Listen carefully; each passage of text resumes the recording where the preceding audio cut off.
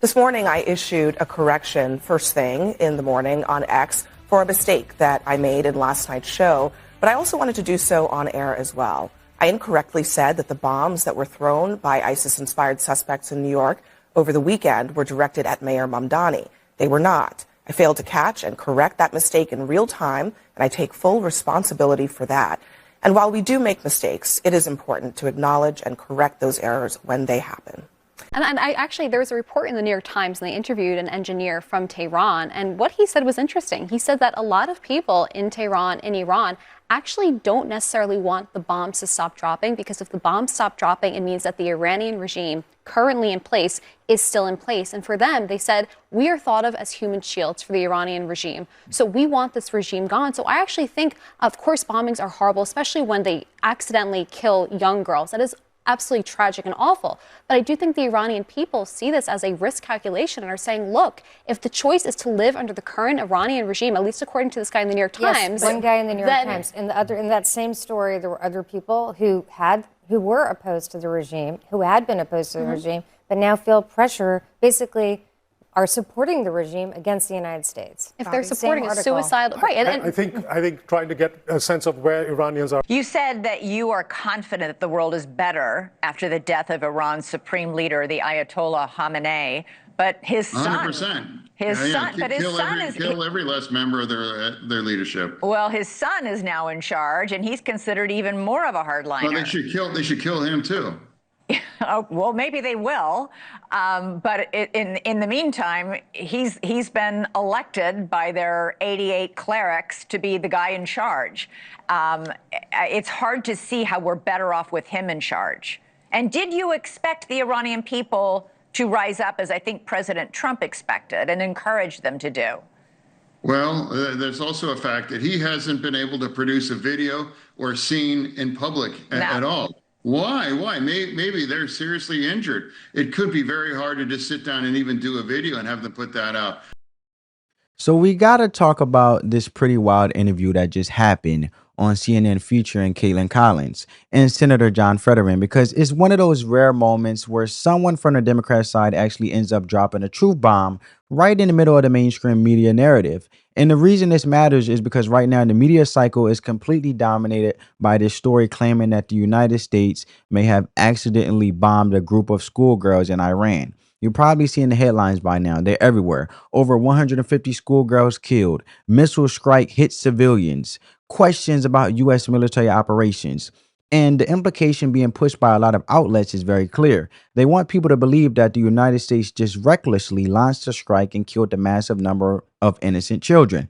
Now, obviously, if something like that actually happened, it would be horrific. Nobody is sitting here celebrating civilian deaths. War is ugly, military operations are messy, and innocent people getting caught in the middle is always tragic. But what makes this story so interesting is how quickly the narrative has been shifting and how fast certain political figures and the media outlets decide to weaponize it before the facts were even clear. Because if you go back to the very beginning of this story, the first reports weren't blaming the United States at all. The initial claims floating around online and in some international reports suggested that Israel may have carried out the strike. Then, not long after that, a completely different explanation started circulating, saying that the explosion might have actually been caused by Iran itself, possibly some kind of internal military accident or misfired weapon. Then suddenly the narrative shifts again, and now we're hearing that maybe it was the United States connected to the broader military operation happening in the region right now.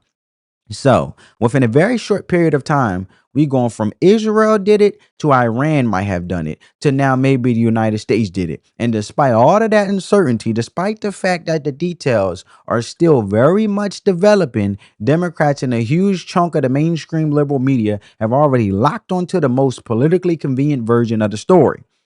They have become absolutely obsessed with this narrative because it gives them a tool to attack the president and undermine the military operation that is currently taking place against Iran. And that's what this is really about. Because if we are going to talk honestly about what's happening here, we have to talk about the context that the media conveniently ignores. The United States didn't just randomly wake up one morning and decide to start military operations in the region for no reason. There is an entire chain of events that led up to this moment. There are security threats, regional conflicts, and years of escalating tensions involving the Iranian regime. But instead of discussing any of that, instead of giving viewers the bigger picture, the media has decided to zoom in on one single emotional headline and run with it nonstop. And the part that makes this especially hypocritical is the selective outrage, because when people inside Iran are dying in large numbers at the hands of their own government, suddenly the same voices in the media are nowhere to be found. The Iranian regime has been brutally cracking down on its own population for years. We're talking about protesters being beaten in the streets, people being thrown in prison for speaking out against the government, women being harassed and punished for refusing to comply with strict religious laws, and in some cases, people literally being executed by the state. And when that stuff happens, the outrage from the mainstream media is minimal at best. You don't see wall-to-wall coverage. You don't see the emotional panel discussions every night. You don't see politicians melting down on social media. But the moment there's a story that can be used to attack the president or question a U.S. military operation, suddenly the outrage becomes nonstop. Suddenly everyone is deeply concerned about human rights in Iran. And that's exactly why this interview between Caitlin Collins and John Fetterman, we're going to see in the clip later on in this video, is so interesting, because even Fetterman, who is a Democrat and not exactly known for agreeing with conservatives on a lot of issues, is actually supporting the president's military operation here. And during this CNN segment, he basically pushes back against the media frenzy and calls out some of the hysteria that's happening around this story, which again is not something you normally see happen on CNN. So what we're going to do is watch part of that interview and then break down exactly what's being said here, because it tells you a lot about how these narratives get built, how outrage gets manufactured, and how quickly the media will jump to conclusions when there's a political advantage to be gained. Hit the like button, share the video, and subscribe to the channel, and check this out. Time, and I want to start with the deadly strike on a girls' school in Iran here, and that is, two sources are telling us that the preliminary findings of a U.S. military investigation, which is still ongoing, say that the U.S. is to blame, likely due to using outdated information about a nearby naval base when they did their targeting. How troubling is this, when just the very basics of it, the use of outdated information for the targeting? Well, it is incredibly troubling to me, and it should be to all of us, because it shows the lack of coordination and prior planning and how rushed this process was conducted by the Trump administration. Frankly, I want to know who actually cleared the targeting of an area right next to the girls' school or the girls' school itself. Why was there not better coordination? And you know, Pete Hegseth recently called silly rules of engagement silly. Well, you know what? The rules of engagement are there for a reason. But I think this speaks completely to the rushed nature of this effort by the Trump administration. And I would really want to know who is actually going through the target protocols and who's clearing these targets for attack. Yeah, I know there's been a lot of questions about, how the list was compiled and how much, what human beings were checking of the list. And I know there are so many questions to be answered there. President Trump, Senator, today said, quote, "I don't know about that," when he was asked about these preliminary reports about the investigation. And he obviously has declared victory as well. But are you worried about retaliation in this case, and specifically retaliation on American soil? Well, I think Donald Trump has made Americans less safe by attacking Iran. I don't think that there was a justifiable reason for this. And frankly, we've already lost service members, and I would expect that we're going to lose more. And if they're going to retaliate, this is all on Donald Trump. He decided to do this. The responsibility rests with him. He is the commander-in-chief, and he chose to go to war without coming first to Congress. And you can see how haphazardly they're conducting this war. They seem to be surprised that the war is spreading. Why would you be surprised? Anybody, basic military intelligence would tell you that immediately an attack like this would draw in our allies, would put Americans in the region in greater danger. And I am deeply, deeply concerned that we are less safe today than before these attacks began by President Trump. Yeah, so now that you heard the clip, you could probably understand why this whole situation has Democrats in the liberal media absolutely obsessed. They cannot stop talking about this story. It's all over social media, it's all over cable news, it's the headline in a bunch of outlets, and the narrative they're pushing is very clear. They want people to believe that the United States recklessly bombed a group of innocent schoolgirls in Iran. And look, let me be clear about something because this part always get twisted rather whenever you criticize the media narrative. If innocent people were killed, that is tragic. Nobody is celebrating that. Nobody thinks that's a good thing.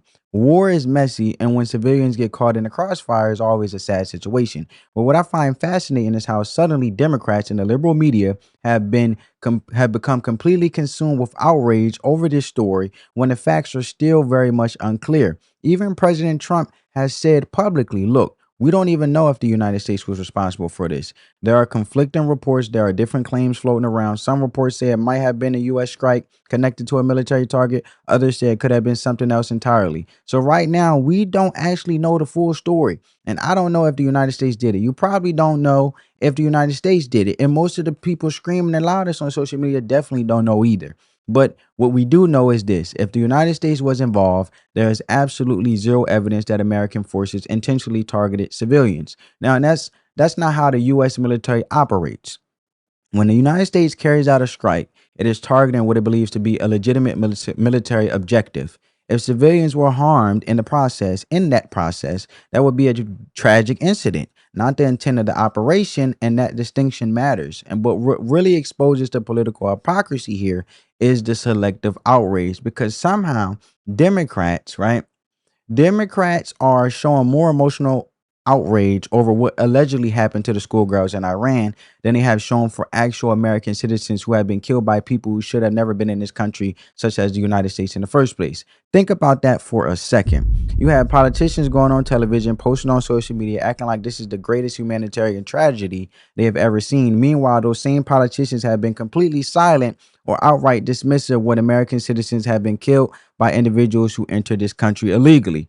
One of the most well-known examples recently is Laken Riley, a young American woman who was murdered by an illegal immigrant. And that case sparked outrage across the country because it represented something that many Americans have been warning about for years. When you have millions of people pouring across the border with very little vetting or enforcement, bad things are going to happen. Innocent people are going to get hurt. And in that case, an American woman lost her life. Now, here's where the hypocrisy really becomes impossible to ignore, because Senator Tammy Duckworth, who is now suddenly very concerned about schoolgirls in Iran, voted against the Laken Riley Act. Think about that. She voted against legislation that was specifically designed to help protect Americans by ensuring that illegal immigrants who commit crimes are probably detained and dealt with instead of being released back into the communities. In other words, legislation that was meant to protect American citizens, including young women, from violent offenders who entered the country illegally. So when it comes to protecting American citizens like Laken Riley, suddenly the urgency disappears. Suddenly the moral outrage isn't quite as intense.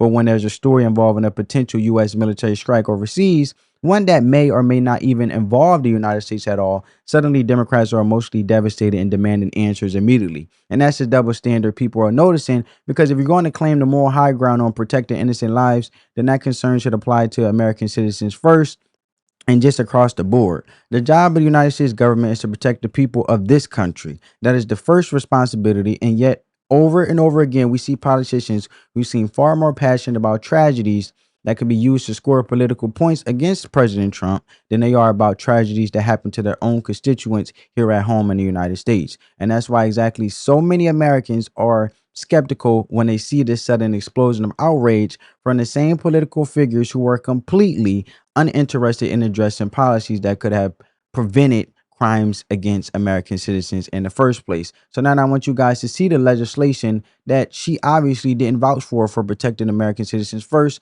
while Marco Rubio breaks it down.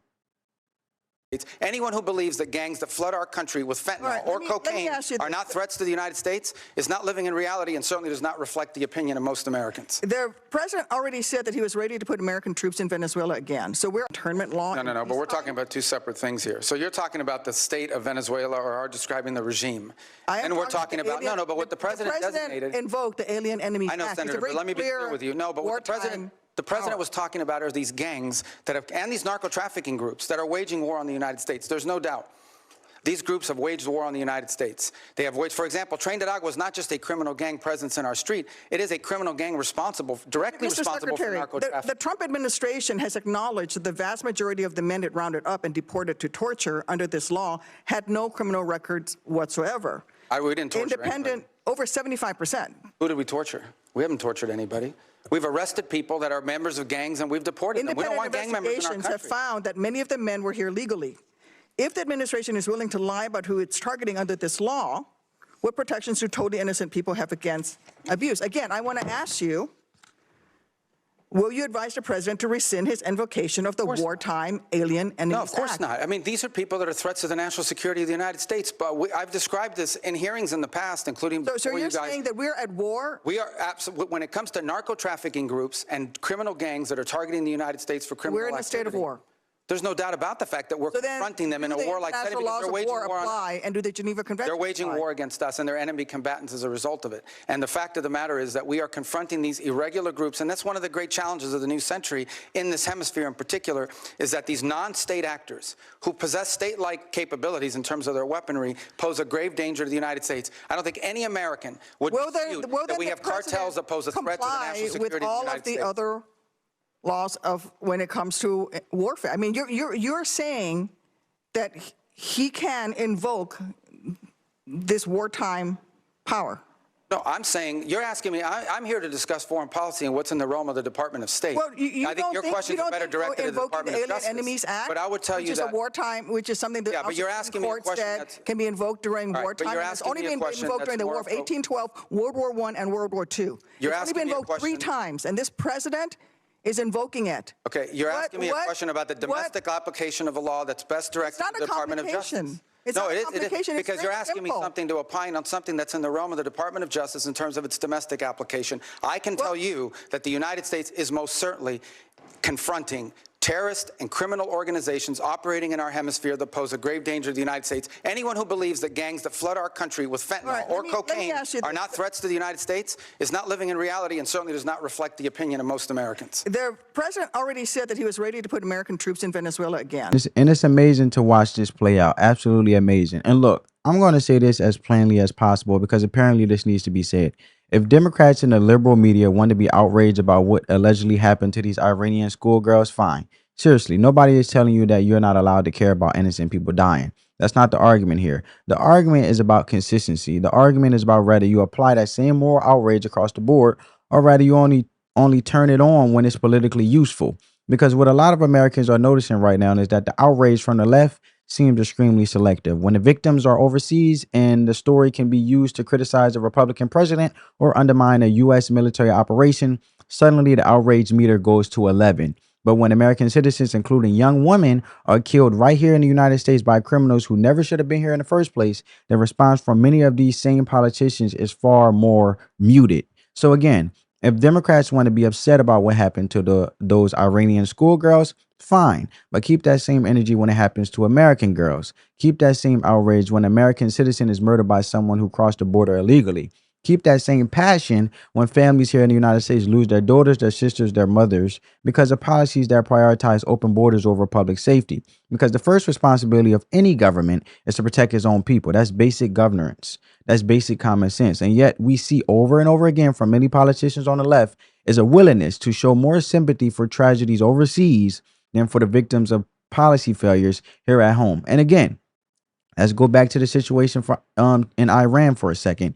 Even if we assume, right, even if we assume for the sake of argument that the United States was responsible for that missile strike, which again is still not fully confirmed, there is absolutely no evidence that American forces intentionally targeted civilians. The U.S. military does not wake up in the morning and decide to bomb school children. That's not how our military operates. The United States follows rules of engagement. Targets are chosen based on intelligence. Operations are designed to strike military objectives. If civilians were harmed, it would be a tragic accident resulting from the chaos of war, not the goal of the mission. And that's an important distinction because the Iranian regime, the government that runs that country, has a long and well-documented history of intentionally harming its own people. And we're talking about a regime that has violently cracked down on protests, imprisoned political dissidents, suppressed women's rights, and used deadly force against its own citizens. And they have been massive There have been massive demonstrations inside Iran over the years where thousands of people took to the streets demanding basic freedoms, and the response from the government was arrests, beatings, and in many cases, deaths. So there have been reports from human rights organizations estimating that tens of thousands of Iranians have died over time as a result of the regime's crackdown and repression. And the question you have to ask is, where was the outrage then? Where was the nonstop CNN segments about the Iranian government killing its own people? Where were the emotional monologues from media commentators demanding justice for those victims? Because the truth is, the coverage was nowhere near this intense. The outrage wasn't nearly as loud. And that's exactly the point John Fetterman is about to get to and starts to make in the CNN interview, because Caitlin Collins tries to push the narrative that this alleged bombing represents some kind of moral failure or crisis involving the United States. And Fetterman pushes back by pointing out something that should be obvious to anyone paying attention. The Iranian regime itself has killed far more of its own people than any accidental strike ever could. And the same regime that the media suddenly seems very concerned about protecting is the regime that has been brutalizing its own population for decades. And yet somehow that never becomes the central focus of the outrage, and that never becomes the story that dominates the news cycle. Instead, the moment there's a possibility that the United States might have been involved in a tragic accident, suddenly the media treats it like it's the defining moral crisis of our time. And that's why this moment on CNN is actually pretty important, because even a Democrat like John Fetterman is basically acknowledging that the outrage machine is operating in a very selective way. And he's pointing out that the media seems far more interested in attacking the United States than in holding the Iranian regime accountable for its own brutality. So with that context in mind, let's go ahead and get into this exchange and listen to what exactly was said during the interview. Senate Democrat, except you, signed a letter today to Secretary Hegseth asking for an investigation into that strike on a girls' school in Iran.